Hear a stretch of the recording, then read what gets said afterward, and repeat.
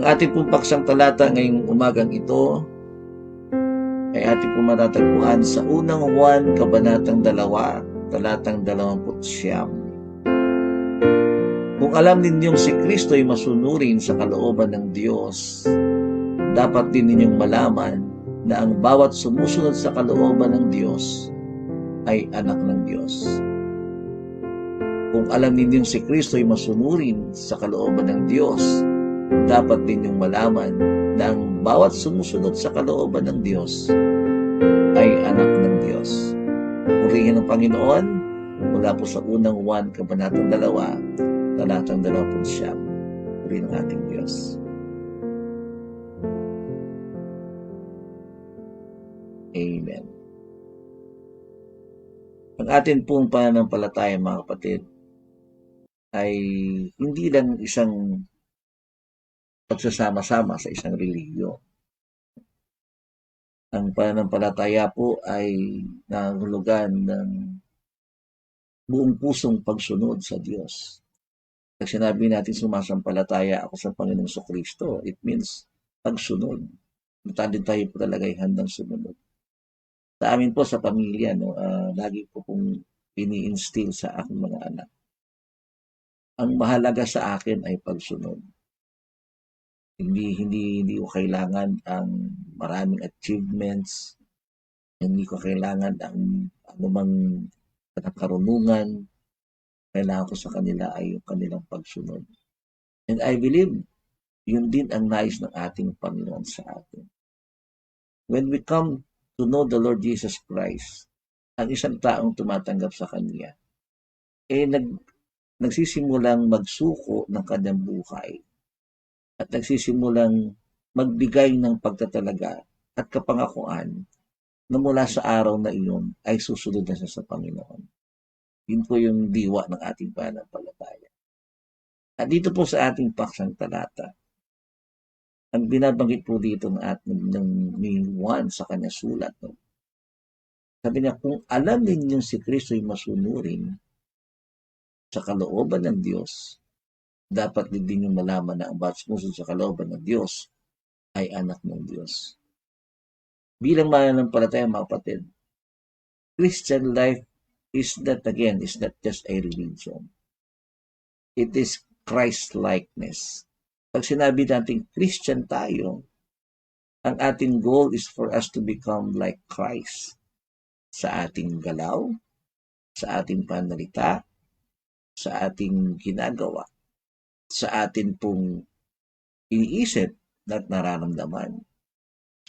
Ang lahat ng ating naisin ay tayo po ay maging katulad ni Kristo. Of course, alam natin, para imposible tayo maging katulad ng Panginoon. And that is true. Imposible maging katulad tayo ni Kristo. But, bilang mananampalataya, it should be our goal na ang ating mga buhay ay maging katulad ni Kristo. Na para bang nakikita sa atin si Kristo sa ating mga buhay. At itong magandang maging isang Kristiyanong magulang. Kung tayo isang Kristiyanong magulang, sa harap ng ating mga anak, sa harap ng mga anak, hindi yung magulang ang nakikita lang dapat nila. They should see Christ in us. Why? Atin pong nire-represent ang Panginoon sa ating mga anak.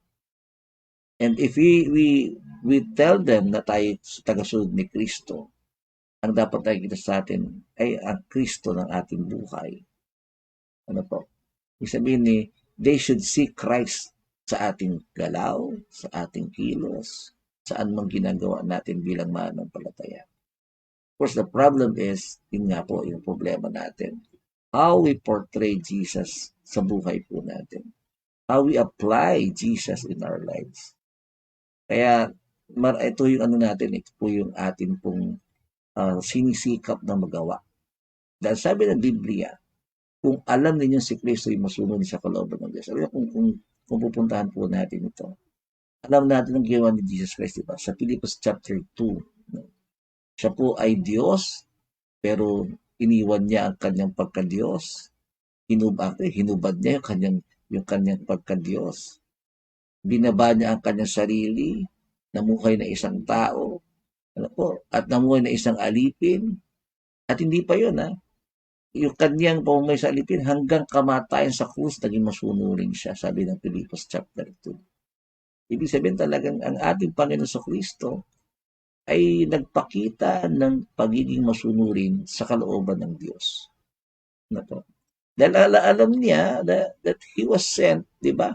Siya'y pinadala ng Panginoon dahil sa pag-ibig ng Diyos, sa pag-ibig niya sa atin, sinugo siya ng ating Panginoon, binigay siya ng ating Diyos, at upang, sabi ng upang sa sumampalataya, hindi mapapahamak. And actually, yung pagdadala sa kanya sa atin, yung kanyang kamatayan sa krus, yung pag-aalay niya ng kanyang buhay sa krus ng Kalbaryo. Mahirap para sa Panginoon yun. Pero dahil sa kanyang pag-ibig sa atin, dahil sa kanyang pagsunod sa kalooban ng Diyos Ama, ginampanan niya yung kanyang tungkulin. Diba? Sa Genesis pa lang, pinag-usapan natin before. Genesis pa lang, inihula na ang pagyurak ng binhi ng babae sa ulo ng ahas. At yung pagyurak na yun, nagtumutukoy iyan sa kanyang kamatayan sa krus at pagkabuhay na muli. Alam ng Panginoong Kristo yun. Yung kanyang daranasin. Pero pinili niya pa rin ang sumunod sa kalooban ng Diyos. Di ba? Nagpapray siya doon sa Gethsemane before siya hulihin. Ang sabi ng Panginoon, Ama, hindi ang kalooban ko, kundi ang kalooban mo.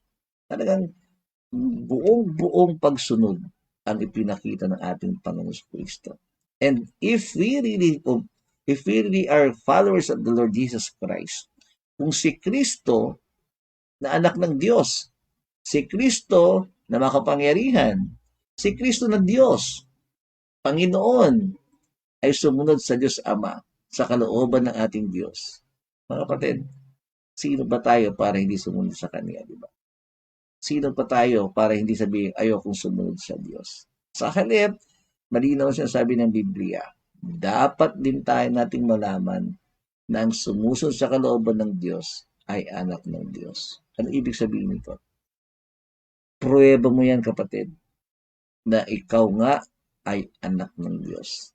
Na ikaw nga ay mananampalataya ni Jesus. Na ikaw nga ay tunay na Kristiyanong tinatawag. Sa pamamagitan po ng iyong pagsunod. Pamagitan ng iyong pagsunod. I believe, mga kapatid, may pinagagawa ang Diyos sa iyo. Kung ano yun, ikaw nakakaalam. Kung ano yung pinagagawa ng Diyos sa iyo personally mo, ikaw nakakaalam na. Pero meron mga bagay na dapat nating ginagawang lahat. Ano po yan? Yung ating personal na pagpagnayan sa Panginoon. Pananalangin, pagbabasa ng Biblia, pagsamba, at pagbabahagi ng kanyang mabuting balita. Ano po yan? Pananalangin, pagbabasa ng Biblia, pagsamba, at pagbabahagi ng magandang balita. Lahat tayo mayroong tungkulin po natin yan bilang mananampalataya. Simulan po natin ang pagkilos sa mga personal na gawain ng isang mananampalataya. And most especially, ano pa yung dapat natin sundin? Yung dalawang utos na binanggit ng Panginoon. Ibigin mo ang Diyos ng buong puso, buong isip, buong kaluluwa, buong lakas. Ibigin mo ang kapwa gaya ng iyong sarili. And I pray, sundin lang natin ng Panginoon sa ating buhay. Siguro napakasaya ng ating mundo. Napakasaya ng ating buhay. Kaya simulan po natin, mga anak ng Diyos, mga mananampalataya ni Kristo, mga nagsasabing ako'y Kristiyano, sumunod po tayo sa Kanya. Sumunod tayo sa kalooban ng Diyos bilang patunay ng ating malinaw na pananampalataya sa ating Panginoon sa Kristo. Kapatid, kung Kristiyano ka na, simulan mo ng umakbang sa kalooban ng Diyos sa iyong buhay. Pagpalain ka ng Panginoon, purihin ang ating Diyos sa umagang ito. Manalangin tayo. Lord, salamat po sa umagang ito. Purihin po kayo. Dakilain po kayo. Naniniwala ako, Panginoon, marami kayong nais ipagawa sa amin. At kung ano po yung Panginoon, iba-iba kami ng kalagayan. And nais mo, Panginoon, na lahat kami ay magkaroon ng malapit na ugnayan sa iyo. Kaya nga, Panginoon,